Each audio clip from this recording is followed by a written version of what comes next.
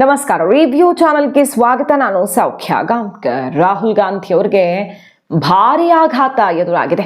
ಪಕ್ಷದ ಒಳಗಡೆ ಈಗಾಗಲೇ ಅವ್ರ ನಾಯಕತ್ವದ ವಿರುದ್ಧ ಆಕ್ರೋಶ ಸಿಡಿದಿರೋದನ್ನು ನೋಡ್ತಿದ್ದೀವಲ್ಲ. ಈಗ ಅದು ಇನ್ನೊಂದು ಹಂತಕ್ಕೆ ತಲುಪಿದೆ. ರಾಹುಲ್ ಗಾಂಧಿ ಅವರನ್ನ ಕೆಳಗಿಳಿಸೋದಿಕ್ಕೆ ನೇರ ನೇರ ನೇರ ನೇರ ಹಕ್ಕು ಮಂಡನೆ ಆಗಿರೋದು ಯಾವ ರೀತಿ? ಹಾಗಾದ್ರೆ ಮತ್ತೊಂದು ಕಡೆ ರಾಹುಲ್ ಗಾಂಧಿ ಅವರ ಈ ನಡೆ ಆಕ್ರೋಶಕ್ಕೆ ಕಾರಣ ಆಗಿದೆ. ನಮ್ಮ ದೇಶದ ವಿಚಾರ ಬಂದಾಗ್ಲೂ ಕೂಡ ಕಾಂಪ್ರಮೈಸ್ ಆಗಕ್ಕಾಗತ್ತಾ? ಹಾಗಾದ್ರೆ ಇದು ಇಡೀ ಜಗತ್ತಿನಲ್ಲಿ ಭಾರತಕ್ಕೆ ಹೆಮ್ಮೆಯ ಕಿರೀಟವನ್ನ ಇಟ್ಟಂತಹ ಒಂದು ಬೆಳವಣಿಗೆ. ಅಲ್ಲೂ ಕೂಡ ರಾಹುಲ್ ಗಾಂಧಿ ಅವರು ಈ ರೀತಿಯ ವರ್ತನೆ ತೋರಿದ್ದು ಸರಿನಾ?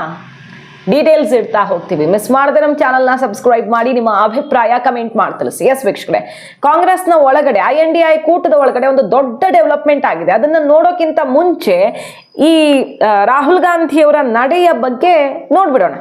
ಆವಾಗ ಕಾಂಗ್ರೆಸ್ನ ಒಳಗಡೆ ಏನಾಗಿದೆ ಅನ್ನೋದಕ್ಕೂ ಒಂದು ರೀಸನ್ ಸಿಕ್ಕಂಗಾಗತ್ತೆ. ಏನಕ್ಕೆ ರಾಹುಲ್ ಗಾಂಧಿ ಅವರ ವಿರುದ್ಧ ಇಂಥ ಬೆಳವಣಿಗೆಗಳಾಗ್ತಿದ್ದಾವೆ ಅಂತ ನೋಡಿ. ಈ ಒಂದು university, Galgotias university AI impact summit ಆಯ್ತಲ್ವಾ?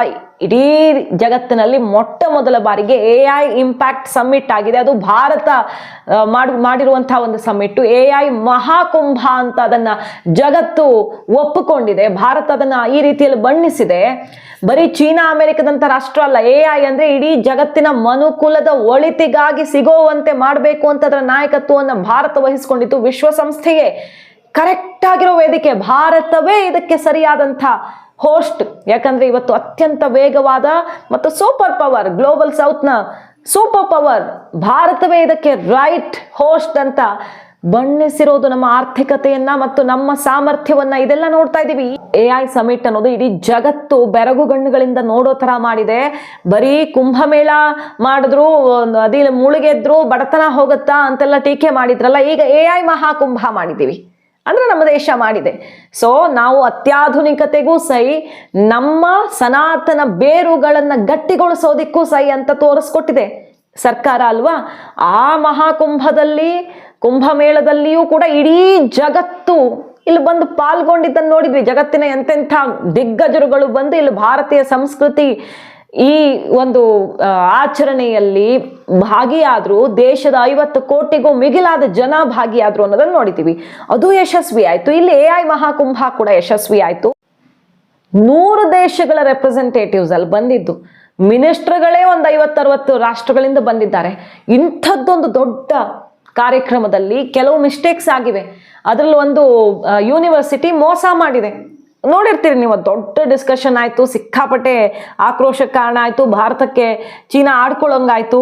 ಈ ಗಾಲ್ಗೋಟಿಯಾಸ್ ಯೂನಿವರ್ಸಿಟಿ ಚೀನಾದ ಟೆಕ್ನಾಲಜಿಯನ್ನ ತಾವೇ ಮಾಡಿದ್ದು ಅನ್ನೋ ತರ ಸುಳ್ಳು ಹೇಳ್ಕೊಂಡು ಅಲ್ಲಿ ಹೋದ್ರು. ಆಮೇಲೆ ಕಿಕ್ಔಟ್ ಮಾಡಿದ್ರು. ಗೊತ್ತಾಗ್ತಿದ್ದಂಗೆ ಅವ್ರನ್ನ ಹೊರಗಡೆ ಅಟ್ಟಲಾಯ್ತು. ಬಟ್ ಅದು ಮುಜುಗರ ಆಯ್ತು ಭಾರತಕ್ಕೆ. ನಮಗೆ ಬೇಸರ ಆಗ್ಬೇಕಿತ್ತು. ಅಯ್ಯೋ ಇಂಥದ್ದೊಂದು ಘಟನೆ ಆಯ್ತಲ್ಲ. ಯಾವುದೋ ಒಂದು ಲ್ಯಾಪ್ಟಾಪ್ ಕಳು ಆಯ್ತು, ಒಬ್ರು CEO ಬೇಜಾರಿಂದ ಬರ್ಕೊಂಡ್ರು, ಈ ಕಾರ್ಯಕ್ರಮದಲ್ಲಿ ಸರಿಯಾಗಿ ವ್ಯವಸ್ಥೆ ಇರಲಿಲ್ಲ ಅಂತ. ಫಸ್ಟ್ ಟೈಮ್ ಇಡೀ ಜಗತ್ತಲ್ಲಿ ಭಾರತ ತಗೊಂಡಿರೋ ಇನಿಷಿಯೇಟಿವ್ ಇದು. ಮಿಸ್ಟೇಕ್ಸ್ ಆಗಿದೆ, ಕ್ಷಮೆ ಕೇಳಿದೆ ಸರ್ಕಾರ. ಹೌದು ಇದೊಂದು ಮಿಸ್ಟೇಕ್ ಆಯ್ತು ಅಂತ. ಮತ್ತೆ ಆ ಯೂನಿವರ್ಸಿಟಿ ಅವರ ವಿರುದ್ಧ ತಕ್ಕ ಕ್ರಮ ಕೈಗೊಳ್ಳಲಾಗಿದೆ. ರಾಹುಲ್ ಗಾಂಧಿ ಅವರು ಇಲ್ಲೂ ಭಾರತವನ್ನು ಆಡ್ಕೊಳ್ತಿದ್ದಾರೆ. ಇಡೀ ಜಗತ್ತಿನ ಮುಂದೆ ಭಾರತದ ಮಾನ ಮರ್ಯಾದೆ ಹೋಯ್ತು ಅಂತ. ಇಷ್ಟು ದೊಡ್ಡ ಸಮಿಟ್ ವಿಶ್ವಸಂಸ್ಥೆ ಶ್ಲಾಘಿಸ್ತಾ ಇದೆ. ಭಾರತಕ್ಕೆ ಹೆಮ್ಮೆಯ ಗರಿಯನ್ನ ಇಟ್ಟಿದೆ ಈ ಒಂದು ಇನಿಷಿಯೇಟಿವ್. ಭಾರತ ತಗೊಂಡಿರೋದು AI ವಲಯದಲ್ಲಿ ಭಾರತ ಟಾಪ್ 3 ಪೊಸಿಷನ್ಗೆ ಬರೋ ರೀತಿಯಲ್ಲಿ ಒಂದು ಮಹಾ ಹೆಜ್ಜೆಯನ್ನ ಇಡ್ತಾ ಇದೆ. ಅಂತಹ ಸಮಯದಲ್ಲಿ ಮಿಸ್ಟೇಕ್ ಆಗಿರೋದನ್ನೇ ಹೈಲೈಟ್ ಮಾಡಿ, ಚೀನಾ ಆಡ್ಕೊಳ್ತಿದೆ ಚೀನಾ ಮೀಡಿಯಾಗಳು ಅನ್ನೋದನ್ನೇ ಹೈಪ್ ಮಾಡಿ ನಾವು ನಗಬೇಕಾ ನಮ್ಮ ದೇಶ ನೋಡಿ? ಅಥವಾ ಇಷ್ಟು ದೊಡ್ಡ ಸಾಧನೆಯನ್ನ, ಪಾಸಿಟಿವ್ ಸೈಡ್ ಅನ್ನ, ನೆಗೆಟಿವ್ ಇರುವಂತ ಒಂದು ಚುಕ್ಕಿಯನ್ನ ನೋಡ್ಬೇಕೋ ಅಥವಾ ಇಷ್ಟು ದೊಡ್ಡ ಸಾಧನೆಗೆ ನಮಗೆ ಸಿಕ್ಕಿರುವಂತ ಗೆಲುವನ್ನ ನೋಡ್ಬೇಕೋ? ಅಲ್ಲೂ ಕೂಡ ಭಾರತವನ್ನ ಅಣುಕಿಸಿದ್ರು. ಅಂದ್ರೆ ಮೋದಿ ಸರ್ಕಾರದ ವಿರುದ್ಧ ಭಾರತ ಮಾನ ಮರ್ಯಾದೆಯನ್ನ ತೆಗೆಯಲಾಯ್ತು AI ಸಮಿಟ್ ಅಲ್ಲಿ ಅಂತೆಲ್ಲ ಅಣುಕಿಸಿದ್ರು. ಖರ್ಗೆ ಅವರು ಬೆಂಗಳೂರಲ್ಲಾದಂತಹ ಟೆಕ್ ಸಮಿಟ್ ನೋಡಿ ಕಲಿಬೇಕಿತ್ತು ಅಂತ ಹೇಳಿದ್ರು. ಸರಿ, ಟೀಕೆ ಮಾಡೋದು ತಪ್ಪಲ್ಲ, ಮಿಸ್ಟೇಕ್ಸ್ ಆಗಿದೆ ತಪ್ಪಲ್ಲ. ಆದ್ರೆ ಚೀನಾದ ಎದುರು ಭಾರತಕ್ಕೆ ಮುಜುಗರ ಆಗೋ ರೀತಿಯಲ್ಲಿ ಮಾಡಿದ್ರೆ ತಪ್ಪಲ್ವಾ? ರಾಹುಲ್ ಗಾಂಧಿ ಅವರು ಈ ರೀತಿ ಎಲ್ಲಾದ್ರಲ್ಲಿಯೂ ನೆಗೆಟಿವ್ ಅನ್ನೇ ಹುಡುಕ್ತಾ ಹೋದ್ರೆ ಏನ್ ಕಥೆ? ಇವ್ರು ಯಾವ ದೇಶದವರು ಅನ್ನೋ ಆಕ್ರೋಶವು ಸಿಡಿತು. BJP ಎಲ್ಲ ಮುಗಿಬಿತ್ತು, ಜನಾಕ್ರೋಶವು ಕೇಳ್ಬಂತು. ಅವರನ್ನಲ್ಲಿ ಒಳಗಡೆ ಬಿಟ್ಟಿದ್ದೇ ತಪ್ಪು. ಮಿಸ್ಟೇಕ್ ಆಗಿದೆ, ಅಲ್ಲಿ ಆರ್ಗನೈಸ್ ಮಾಡಿದವರಿಂದ ಒಂದಿಷ್ಟು ತಪ್ಪಾಗಿದೆ, ಅದನ್ನು ಒಪ್ಪಿಕೊಂಡಿದ್ದಾರೆ. ಆದರೆ ಇಡೀ ಸಮ್ಮಿಟ್ಗೆ ಕಪ್ಪು ಮಸಿ ಬಡದ್ ಬಿಡೋದ. ಹಾಗಾದ್ರೆ ನೋಡಿ, ಇಂತಹ ವರ್ತನೆ ಚೀನಾಗೆ ನಾವು ಏನು ಬಲ ಕೊಡೋದ? ಹಾಗಾದ್ರೆ ಚೀನಾಗೆ ಕಿರೀಟ ಇಟ್ಟು ನಮ್ಮ ತಲೆ ಮೇಲೆ ಕಲ್ಲಿಟ್ಕೊಳ್ಳೋದ?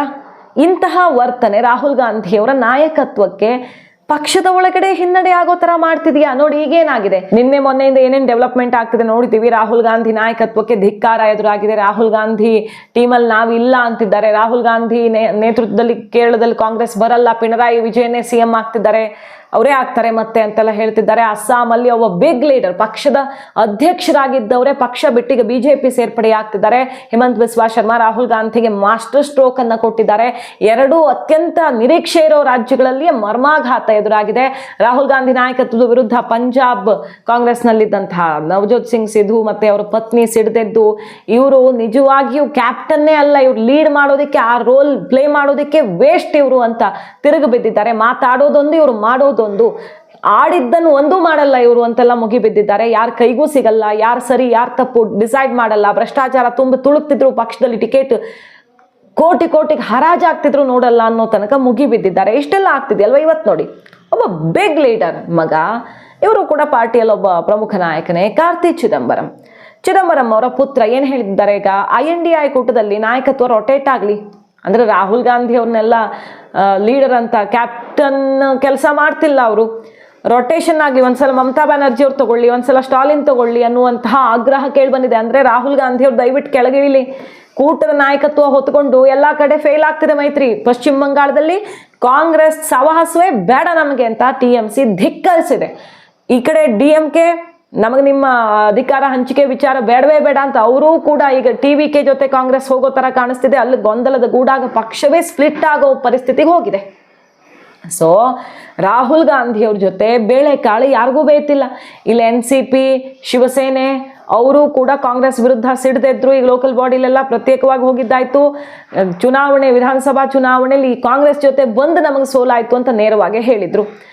ಬಿಹಾರದಲ್ಲಿ ತೇಜಸ್ವಿ ಯಾದವ್ ಕಥೆ ಏನಾಯ್ತು, ಅವರೇ ವಿನ್ ಆಗ್ತಾರೆ, ಅವರೇ ಟಾಪ್ ಚಾಯ್ಸ್ ಅನ್ನೋ ತರ ಸರ್ವೆ ಸಮೀಕ್ಷೆಗಳು ಎಲ್ಲ ವಾತಾವರಣ ಇತ್ತು. ಆದ್ರೆ ತೇಜಸ್ವಿ ಯಾದವ್ ಅವ್ರಿಗೆ ಸಿಂಗಲ್ ಡಿಜಿಟ್ಗೆ ಹೋಗ್ಬಿಡ್ತಾರ ಅನ್ನೋ ತನಕ ಆಘಾತ ಎದುರಾಯ್ತು. ಕಡೆಗೆ ಮತ ಎಣಿಕೆ ದಿನ ಅಂತೂ ನೋಡಿದೀವಿ ನಾವು, ಡಬಲ್ ಸೆಂಚುರಿ ಹೊಡೆದ್ಬಿಡ್ತು BJP. ಸೊ ಕಾಂಗ್ರೆಸ್ ಜೊತೆಗೆ ಹೋದ್ರೆ ನಮಗೆ ಅಸ್ತಿತ್ವ ಇಲ್ದಂಗೆ ಆಗತ್ತೆ ಅನ್ನೋ ತನಕ ಮಿತ್ರ ಪಕ್ಷಗಳು ಸಿಡುತ್ತಿದ್ದಾರೆ. ಮತ್ತೆ ಇವರು ಮೈತ್ರಿ ಮಾತುಕತೆ ನೆಗೋಷಿಯೇಷನ್ಗೆ ಓಪನ್ ಇರಲ್ಲ.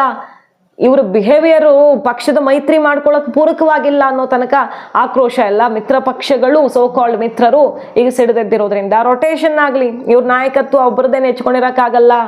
ನೋಡಿ, ಅವತ್ತು ಕಾಂಗ್ರೆಸ್ನ ಒಳಗಡೆ ದಿಗ್ವಿಜಯ್ ಸಿಂಗ್ ಅವರಿಂದ ಶುರುವಾಯಿತು RSS. ಅಲ್ಲಿ ಮೋದಿ ಅವರು ಎಲ್ಲಿದ್ದವ್ರು ಎಲ್ಲಿಗೆ ಬಂದ್ರು, ಯಾವ ರೀತಿ ಸಂಘಟನೆ ಬಲ ಅಂತ ಅವ್ರು ಹೇಳಿದ್ದಿರಬಹುದು. ಆಮೇಲೆ ಪಕ್ಷದ ಬಹಳಷ್ಟು ಜನ ಮಿತ್ರರು ಕೂಡ ಅದನ್ನೇ ಹೇಳಿದ್ರು, ಓಟ್ ಚೋರಿ ಕಾಂಗ್ರೆಸ್ ನಮ್ದಲ್ಲಪ್ಪ ಅದು ಅಂತ ಒಮರ್ ಅಬ್ದುಲ್ಲಾ ತಳ್ಳಿ ಹಾಕಿದ್ರು. EVM ಇಂದ ನಾನು ಗೆದ್ದು ಬಂದು ಅದೇ EVM ದೂಷಿಸಕ್ಕಾಗತ್ತಾ ಅಂತ ಸುಪ್ರಿಯಾ ಸುಳೆ ಅವರು ಸರಿಯಾದ ಚಾಟಿ ಕೊಟ್ರು. ಸೊ ಅವರದ್ದೇ ಕೂಟದವರು ಮಿತ್ರರು ಬೇಡ, ಪಕ್ಷದ ಒಳಗಡೆ ಕಾಂಗ್ರೆಸ್ನ ಒಳಗಡೆನೆ ಈಗ ರಾಹುಲ್ ಗಾಂಧಿ ನಾಯಕತ್ವಕ್ಕೆ ಧಿಕ್ಕಾರ ಎದ್ದಿದ್ದು. ಪ್ರಿಯಾಂಕಾ ಗಾಂಧಿ ಪರ ಒಲವು ಕೇಳಿ ಬರ್ತಿದೆ, ಕೂಟ ಲೀಡ್ ಮಾಡೋಕೆ ಬೇರೆಯವ್ರ ಹೆಸರು ಕೇಳಿ ಬರ್ತಿದೆ. ರಾಹುಲ್ ಗಾಂಧಿ ಅವರ ನಾಯಕತ್ವ ಎಕ್ಸ್ಪೈರಿ ಡೇಟ್ ಕ್ರಾಸ್ ಆಯ್ತಾ? 90 ಚುನಾವಣೆ ಸೋತ ಮೇಲೂ ಕೂಡ ಇವ್ರು ಇನ್ನೂ ಇಲ್ಲೇ ಅಂಟ್ಕೊಂಡಿದ್ರೆ ಪಕ್ಷ ಅವನತಿಯತ್ತ ಸಾಕ್ತಿದೆ ಅನ್ನುವಂಥ ಆಕ್ರೋಶವೇ ಈಗ ಪಕ್ಷದೊಳಗಡೆ ಭುಗಿಲೆದ್ದಿದ್ದು. ಬದಲಾವಣೆ ಕೌಂಟ್ ಡೌನ್ ಶುರುವಾಯ್ತಾ? ಹಾಗಾದ್ರೆ ರಾಹುಲ್ ಗಾಂಧಿ ಅವ್ರಿಗೆ ಒಂದ್ ಕಡೆ MP ಸ್ಥಾನ ತೂಗುಗತ್ತಿ. ಅವ್ರ ವಿರುದ್ಧ ಸಬ್ಸ್ಟ್ಯಾಂಟಿವ್ ಮೋಷನ್ ಮೂವ್ ಮಾಡಿದ್ದಾರೆ ನಿಶಿಕಾಂತ್ ದುಬೆ ಅವರು. ಮೊನ್ನೆ ಫಸ್ಟ್ ಹಂತ ಆಯ್ತು ಬಜೆಟ್ ಅಧಿವೇಶನದ್ದು, ಈಗ ಮತ್ತೆ ಶುರುವಾಗುತ್ತೆ ಮಾರ್ಚಲ್ಲಿ 2ನೇ ಹಂತ. ಅಲ್ಲಿ ನಿರ್ಣಾಯಕವಾಗಿದೆ. ಅವ್ರು ಇನ್ನು ಎಲೆಕ್ಷನ್ಗೆ ಸ್ಪರ್ಧೆ ಮಾಡದೇ ಇರೋ ತನಕ ಮಾಡ್ಬೋದು BJP ಅವ್ರ ಮನಸ್ಸು ಮಾಡಿದ್ರೆ, ಯಾಕಂದ್ರೆ ಅವ್ರಿಗೆ ಬಹುಮತ ಇದೆ. ಆ ಮೋಷನ್ ಪಾಸ್ ಆಗಿಬಿಟ್ರೆ, ಓಟು ಬಿದ್ದು ಬಿಟ್ರೆ ಅದಾಗೇ ಬಿಡುತ್ತೆ. ಅಂಥದ್ದೊಂದು ಸಬ್ಸ್ಟ್ಯಾಂಟಿವ್ ಮೋಷನ್ ಮೂವ್ ಮಾಡಿರೋದು. ಹಾಗಾಗಿ ರಾಹುಲ್ ಗಾಂಧಿಯವರ ರಾಜಕೀಯ ಭವಿಷ್ಯಕ್ಕೆ ಈಗ ಕೊಡಲಿ ಪೆಟ್ಟು ಬೀಳುವಂತಹ ಬೆಳವಣಿಗೆಗಳಾಗ್ತಿವೆ. ಮಾಹಿತಿ ಇಷ್ಟ ಆಗಿದ್ರೆ ಮಿಸ್ ಮಾಡದೆ ನಮ್ಮ ಚಾನಲ್ನ ಸಬ್ಸ್ಕ್ರೈಬ್ ಮಾಡಿ, ನಿಮ್ಮ ಅಭಿಪ್ರಾಯ ಕಮೆಂಟ್ ಮಾಡಿ ತಿಳಿಸಿ. Thank you.